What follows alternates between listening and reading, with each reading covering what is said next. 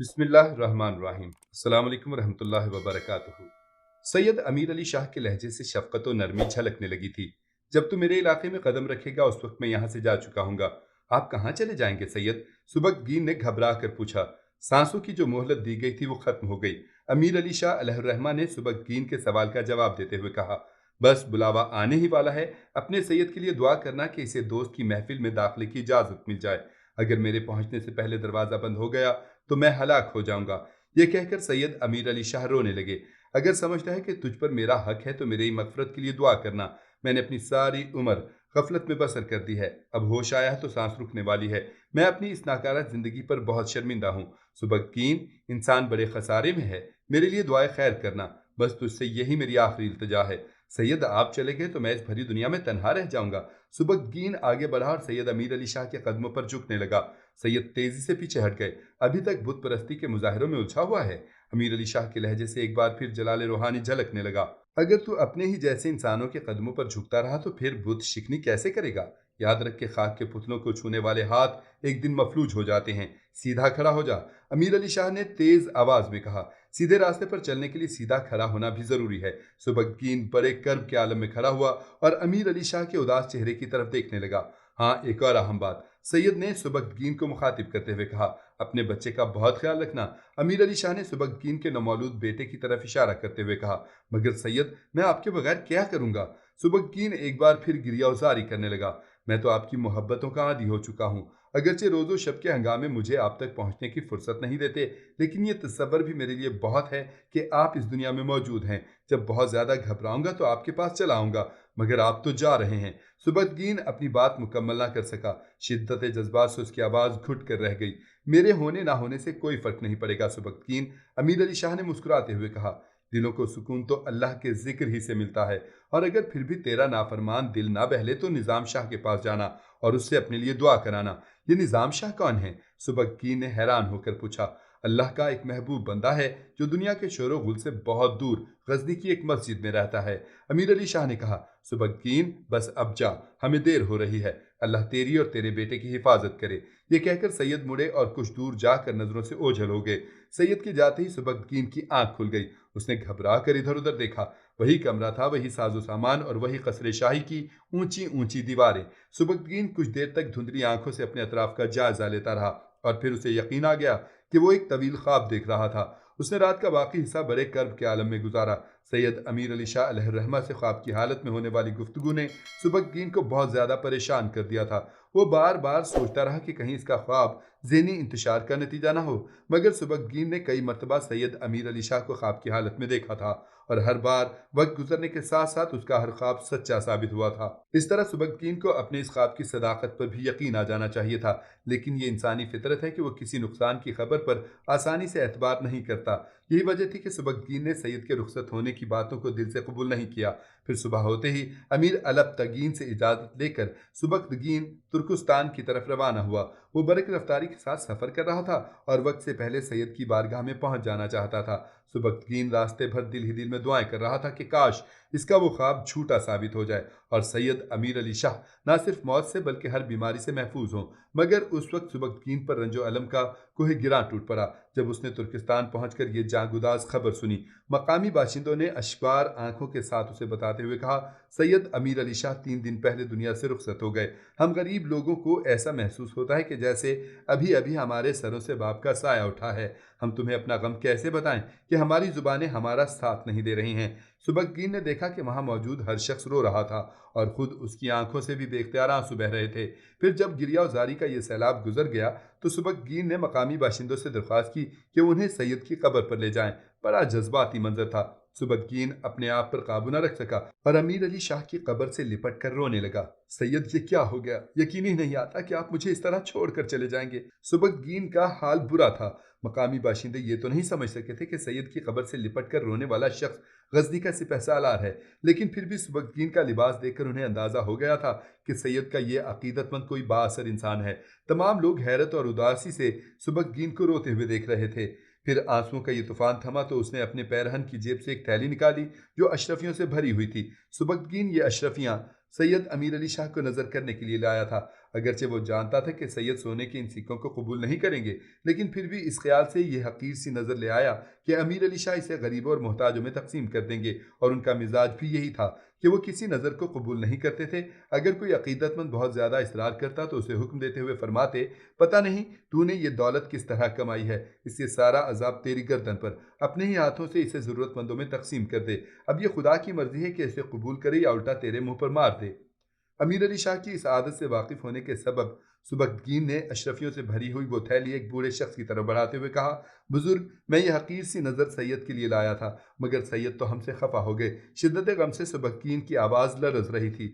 براہ کرم اسے قبول کر لیجئے اور تمام ضرورت مندوں میں برابر سے تقسیم کر دیجئے۔ ترکستان کا وہ مقامی بوڑھا کچھ دیر تک سبکتگین کے آنسوؤں سے بھیگے ہوئے چہرے کو دیکھتا رہا اور پھر ہاتھ بڑھا کر اشرفیوں کی تھیلی لے لی۔ نوجوان، اگر تمہاری آنکھوں سے اشکوں کا ابلتا ہوا دریا نہ بہتا تو میں ہرگز اس نظر کو قبول نہ کرتا۔ مجھے یقین آ گیا ہے کہ تمہیں سید سے بہت محبت ہے، اور میں اس محبت کی خاطر تمہارے لائے ہوئے اس تحفے کو پسندیدگی کی نظروں سے دیکھتا ہوں۔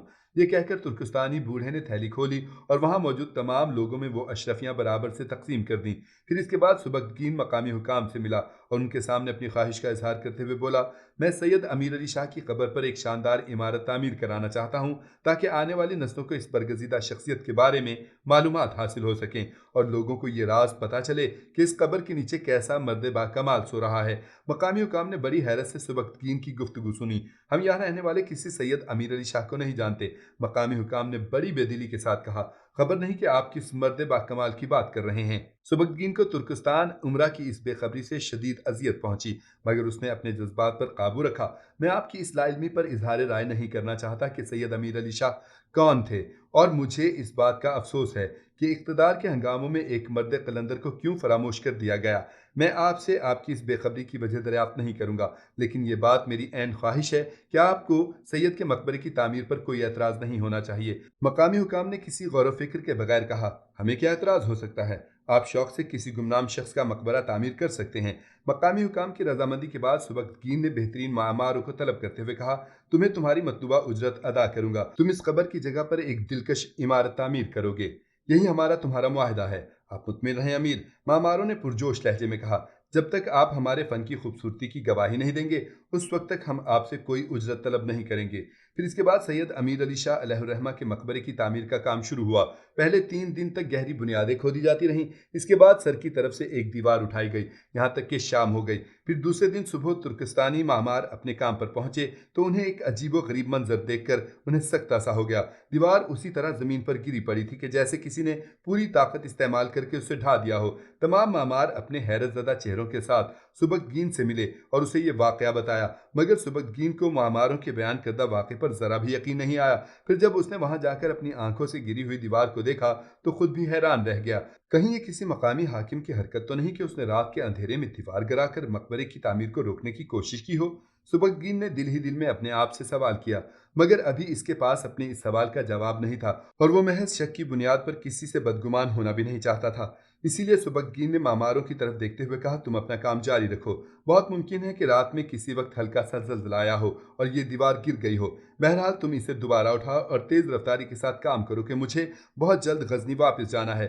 مزدوروں نے تباہ شدہ دیوار کو دوبارہ تعمیر کیا اور شام ہوتے ہی اپنے اپنے گھروں کو چلے گئے، مگر جب اگلی صبح پھر اپنے کام پر واپس آئے تو ان کی آنکھوں کے سامنے وہی گزشتہ منظر موجود تھا، دیوار اسی طرح ڈھا دی گئی تھی۔ پھر جب سبکتگین کو اس واقعے کی اطلاع دی گئی تو وہ بہت زیادہ پریشان نظر آنے لگا۔ دیوار کے دوبارہ گرنے کے بعد اس کا ذہن بری طرح الجھ کر رہ گیا، تاہم اس نے مزدوروں سے اپنی ذہنی کشمکش کا اظہار نہیں کیا، بس وہ اتنا ہی کہہ سکا کہ تم لوگ دیوار کی تعمیر جاری رکھو۔ پھر اسی رات سبکتگین نے امیر علی شاہ علیہ الرحمہ کو خواب میں دیکھا۔ سید بہت زیادہ غضبناک نظر آ رہے تھے۔ تو مجھ بے نشان کو نشان دینا چاہتا ہے؟ خدا ہی جانتا ہے کہ یہ تیری کیسی جہالت ہے۔ تو اس حقیقت کو کیوں نہیں سمجھتا کہ میں ایک فانی شے تھا، اس لیے فنا ہو گیا؟ پھر تو فنا کو بقا میں کیوں بدلنا چاہتا ہے؟ یہ دیوانگی چھوڑ دے، مقبروں کی تعمیر سے کسی فانی کو بقا حاصل نہیں ہوتی۔ پاگلوں کی طرح کیوں اپنا وقت اور دولت برباد کر رہا ہے؟ بس اب واپس جا اور ان لوگوں کے حقوق کا خیال کر جن کی ذمہ داریاں میرے کمزور کندھوں پر عائد کی گئی ہیں۔ میری اپنی قبر کو مضبوط بنانے کے بجائے اپنے کندھوں کو مضبوط کر لے، ابھی ان پر بڑے بڑے بوجھ آنے والے ہیں۔ خواب سے بیدار ہونے کے بعد سبکتگین بہت پریشان اور شرمندہ نظر آنے لگا۔ اس کی شدید خواہش تھی کہ وہ ایک باکمال بزرگ کی یادگار قائم کرے، مگر سید امیر علی شاہ علیہ الرحمہ نے جس طرح گمنامی میں زندگی بسر کی उसी तरह वो मरने के बाद भी बेनिशान रहना चाहते थे। फिर जब तीसरे दिन भी तुर्कस्तानी मजदूर दीवार गिर जाने की खबर लेकर आए तो सुबककीन ने उदास लहजे में कहा, दीवार का मलबा हटाकर इस जगह को साफ कर दो और अपने घरों को वापस चले जाना। बस मकबरा मुकम्मल हो चुका। ये कहकर सुबककीन ने मजदूरों को एक इजाफी दिन की उजरत अदा की और अपनी रिहाइशगाह के अंदर जाने लगा। सुबककीन के जाते जाते मजदूरों ने उससे पूछा, अमीर आखिर इसमें क्या राज है कि जब हम दिन के वक्त दीवार उठाते हैं तो उसे कोई जरर नहीं पहुंचता, मगर जैसे ही रात का अंधेरा बढ़ता है कोई नादीदा हाथ इसे ढा देता है। आप जानते हैं कि वो नादीदा हाथ किसका है? मजदूरों का सवाल सुनकर सुबककीन जाते जाते ठहर गया और फिर पलटकर तुर्कस्तानी मामारों से मुखातिब हुआ, मैं भी तुम्हारी तरह इस नादीदा हाथ को नहीं पहचानता, बस इतना समझ दो कि अल्लाह की मर्जी नहीं है। मजदूर सुबककीन के जवाब से मुत्तमिन नहीं हुए थे, मगर उनकी मजबूरी ये थी कि वो मजीद कोई सवाल कर भी नहीं सकते थे। आखिर वो अपने सरों को झुकाए हुए वापस चले गए। सुबककीन भी वहां पहुंच गया और उसने परेशान नजरों से दीवार का मलबा देखा जो इधर उधर बिखरा हुआ था। सुबकतीन के सीने में जज्बात का एक अजीब सा तूफान करवटें ले रहा था। एक लम्हे के लिए उसे ख्याल आया कि वो दोबारा मजदूरों को हुक्म देकर दीवार की तामीर शुरू करा दे, मगर फौरन ही उसे रात का ख्वाब याद आ गया। फिर उसे यूं महसूस हुआ जैसे सैयद अमीर अली शाह अलैहिर्रहमा उसके करीब ही खड़े हैं और निहायत तुंद लहजे में फरमा रहे हैं, सुबकतीन मुझे बेनिशान रहने दे कि इसमें तेरी भलाई है। सुबकतीन ने घबराकर इधर उधर देखा। मजदूर अपने कामों में मसरूफ थे और दूर तक उनके तेशों की आवाजें गूंज रही थीं। ये इसके अपने अंदर की आवाज है या फिर रात के ख्वाब का असर? सुबकतीन ने सोचा और उदास नजरों से सैयद की कब्र को देखने लगा। फिर अमीर अली शाह से अपनी पहली मुलाकात का मंजर याद करके उसकी आंखों से आंसू जारी हो गए। सुबकतीन बहुत देर तक रोता रहा और फिर थके थके कदमों से अपनी रिहाइशगाह की तरफ वापस चला गया।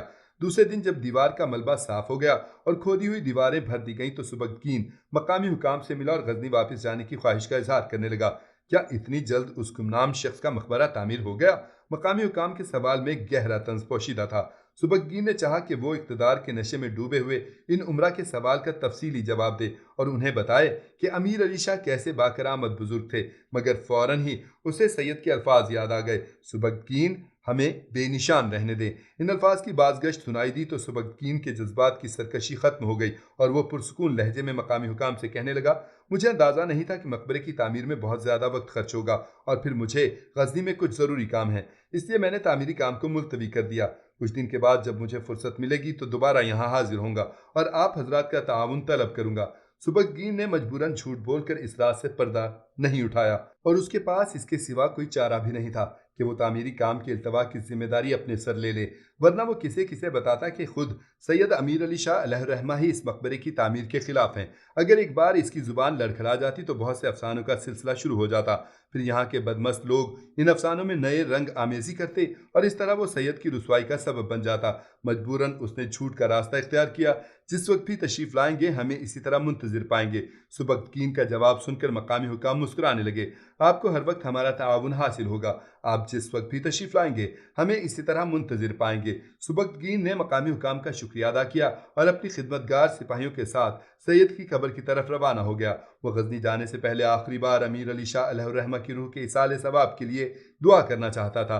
सुबकतीन अपने साथियों के हमरा अमीर अली शाह की कब्र पर पहुंचा। अभी उसके और कब्र के दरमियान काफी फासला था कि उसने अपने सिपाहियों को इस जगह ठहर जाने का हुक्म दिया और खुद घोड़े की पुश्त से उतरकर सर झुकाए हुए अमीर अली शाह रहमतुल्लाह अलैह के मरकज की तरफ बढ़ने लगा। सुबकतीन की आंखों से आंसू बह रहे थे और उसके जिस्म पर हल्का हल्का लर्जा भी तारी था। फिर जब वो कब्र के नजदीक पहुंचा तो अपने आप पर काबू न रख सका, घुटनों के बल झुका और कब्र से लिपट कर गिरियाजारी करने लगा, सैयद इस दुनिया में उन लोगों के मकबरे भी तामीर हुए हैं जिनसे मखलूक खुदा को कभी कोई फायदा नहीं पहुंचा। इस फसी और इस जमीन पर एक आपकी यादगार की तामीर हो जाती तो आखिर इसमें क्या कबाहत होती। मैं बहुत जाहिल हूँ इसलिए आपकी गुफ्तगू के रमूज़ व इसरार को नहीं समझ सकता। फिर भी मेरी ये दिल ख्वाहिश थी कि काश ऐसा हो जाता, काश ऐसा हो जाता। जज्बात के सैलाब का बंद टूटा तो सुबकतीन बच्चों की तरह बिलक बिलक कर रोने लगा, मैं आपके हुक्म से मजबूर हूँ इसलिए वापस जा रहा हूँ, मगर आपने ये हुक्म क्यों दिया मुझे बताएं, खुदा के लिए मुझे बताएं कि आपने ऐसा क्यों किया। सैयद अमीर अली शाह के दुनिया से गुजर जाने के बाद सुबकतीन अपने अंदर और बाहर के बुतों को कैसे तोड़ेगा, वो बुत शिकन कैसे बनेगा, ये जानने के लिए दास्तान का अगला हिस्सा मुलाहजा फरमाइए।